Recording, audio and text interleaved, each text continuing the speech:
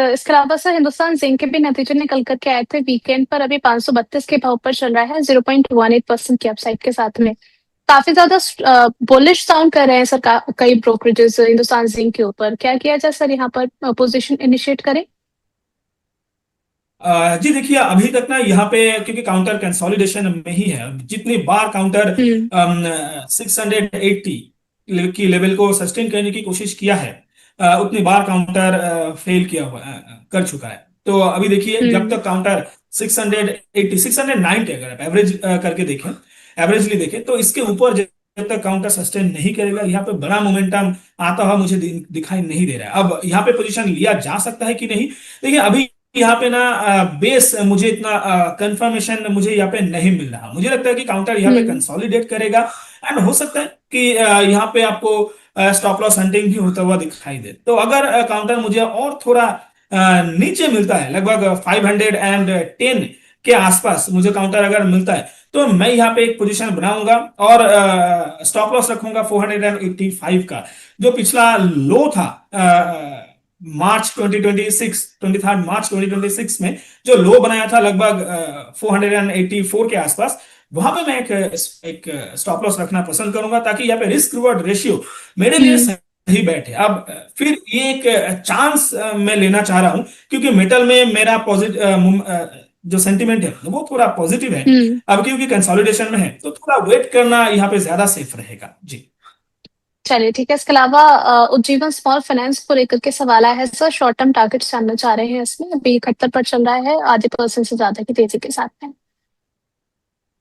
जी, Ujjivan small finance bank को देखेंगे तो रिजल्ट इनका बढ़िया था। उसका आप देखेंगे इफेक्ट भी यहाँ पे दिखाई देता हुआ आपको नजर आ रहा है। ब्रेकआउट यहाँ पे एक आया हुआ है, लगभग जो आईपीओ के बाद से ये पहली बार हम्म। ये अपने आईपीओ ब्रेकआउट को सस्टेन कर रहा है, एंड 65 के ऊपर सस्टेन भी करते हुआ दिखाई दे रहा है।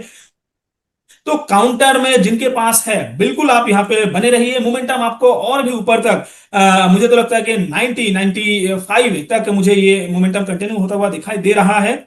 यहाँ पे आप अगर 2-3 महीने का भी व्यू रखेंगे, तो आपको 95 तक काउंटर आता हुआ आपको दिखाई देगा। फ्रेश खरीदारी की बात करें तो इस लेवल पे फ्रेश खरीदारी करना थोड़ा रिस्की हो सकता है। अगर काउंटर में आपको कोई भी डिप मिलता है, तो इस काउंटर पे हर एक डीप में आपका बाइंग का ही सलाह रहेगा। अब इसमें मैं लेवल ही क्या क्या बताऊं, हर एक डीप आपके लिए खरीदारी का मौका बनेगा। तो यहाँ पे कोई भी डीप मिले, आप खरीदारी करके जा सकते हो।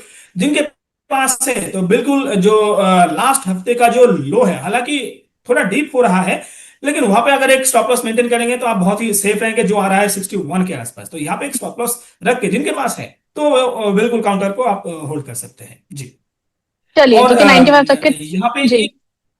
एक ब्रेकआउट यहाँ पे आता हुआ मुझे दिखाई दे रहा है। चलिए, लगता नहीं कि सस्टेन कर पाएगा। चलिए देखते हैं, और कोई अगर होता है तो मैं एक बार जरूर आपको एक कॉल देने चाहूंगा। पर अभी लगता है कि मिंडा कॉर्पोरेशन में एक ब्रेकआउट आ रहा है, लेकिन अभी भी कंफर्म नहीं है। चलिए एक बार देखते हैं, अगर ये सक्सेसफुली ब्रेकआउट दे देता है तो फिर एक कॉल बनेगा आज के लिए चलिए तो जी। ट्रैक करते हुए चल सकते हैं। आगे बढ़ेंगे। एक आखिरी सवाल यहाँ पर ले लेते हैं हम, गोल्डियम इंटरनेशनल को लेकर के। क्या किया जैसे गोल्डियम इंटरनेशनल में टारगेट से आने चाह रहे हैं शॉर्ट टू मिड टर्म के लिए? सॉरी मैम, आपने काउंटर का नाम? गोल्डियम इंटरनेशनल। गोल्डियम, ओके।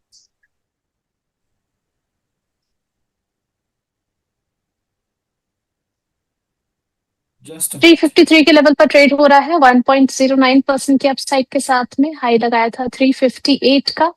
और दो टारगेट से आना चाह रहे हैं, एक है शॉर्ट टर्म के नजरिए से and the second one is for medium term. Okay.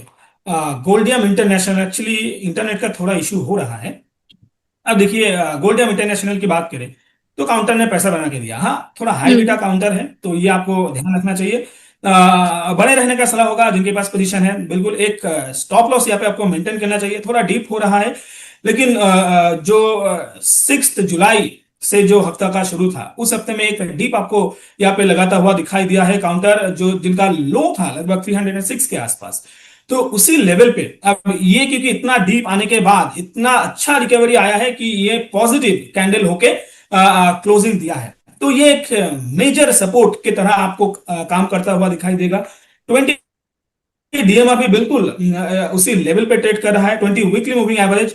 तो यहाँ पे एक स्टॉप लॉस बनाकर बिल्कुल यहाँ पे होल्ड कीजिए। जो रेजिस्टेंस लेवल है जो लगभग 400 के आसपास वहीं पे अरेस्ट होता हुआ दिखाई दिया है, लेकिन काउंटर नीचे नहीं आया, उसी लेवल को सस्टेन करने की भी कोशिश कर रहा है। तो हो सकता है कि काउंटर यहाँ पे थोड़ी देर कंसोलिडेट करे।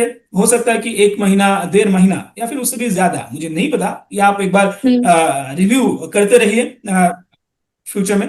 तो मुझे लगता है कि यहाँ पे अगर सक्सेसफुली कंसोलिडेट करता है, ये लेवल अगर नहीं टूटता है, तो काउंटर में आपको ऑल टाइम हाई आते हुए दिखाई देंगे, उससे भी ऊपर आता हुआ दिखाई देगा। तो बिल्कुल इस लेवल पे आप होल्ड कर सकते हैं। जिनका फ्रेश खरीदारी करने का यहाँ पे इच्छा है, तो वो एक बार 400 के ऊपर अगर खरीदारी करेंगे तो ज्यादा अच्छा रहेगा, क्योंकि यहाँ पे एक बॉक्स रेंज आपको बनता हुआ आगे जाके नजर आएगा कुछ महीने के लिए।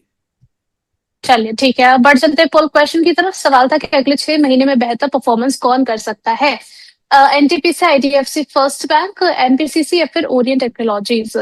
सबसे ज्यादा वोटिंग यहाँ पर आईडीएफसी की तरफ हमें देखने को मिली है, and the second highest is NTPC. Pritam sir, आप किस तरफ जा रहे हैं 6 महीने के परस्पेक्टिव से? अगर मैं इन 4 ऑप्शन को आपके सामने रखूं तो आप किसे पिक करेंगे? जी अभी के लिए अगर आप देखेंगे तो आईडीएफसी फर्स्ट बैंक पे एक मोमेंटम तो है। पूरे बैंकिंग काउंटर्स पे आप देखेंगे इसका। आप शायद आगे पहले भी एक ऐसा क्वेरी आपने किया था, उस दिन शायद राजेश जी मेरे साथ थे, तो उस समय भी जी। हमारा peak ICICI bank, axis bank, HDFC बैंकों में से आईडीएफसी फर्स्ट बैंक में ही था। तो जी बिल्कुल यहाँ पे एक मोमेंटम तो बनता हुआ दिखाई दे रहा है।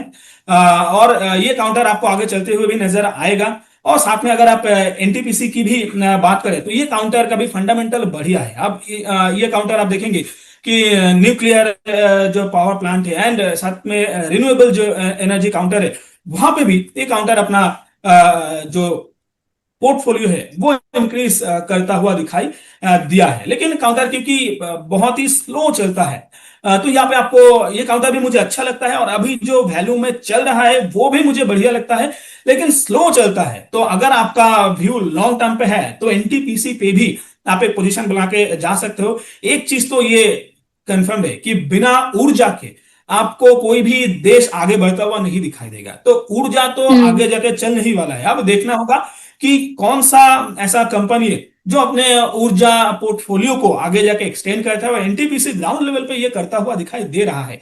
तो फंडामेंटली बात करें तो एनटीपीसी वैल्यू पिक बनता हुआ नजर आता है, लेकिन आप चार्ट में बात करें टेक्निकली तो एक कंसोलिडेशन फेज में फंसा हुआ है। तो धीरे धीरे आप यहाँ पे स्टैगर्ड मैनर पे बिल्कुल पोजीशन बना के जा सकते हैं, और एक स्टॉप लॉस जिनके पास है एनटीपीसी, वहां पे भी आप यहाँ पे मेंटेन कर सकते हैं।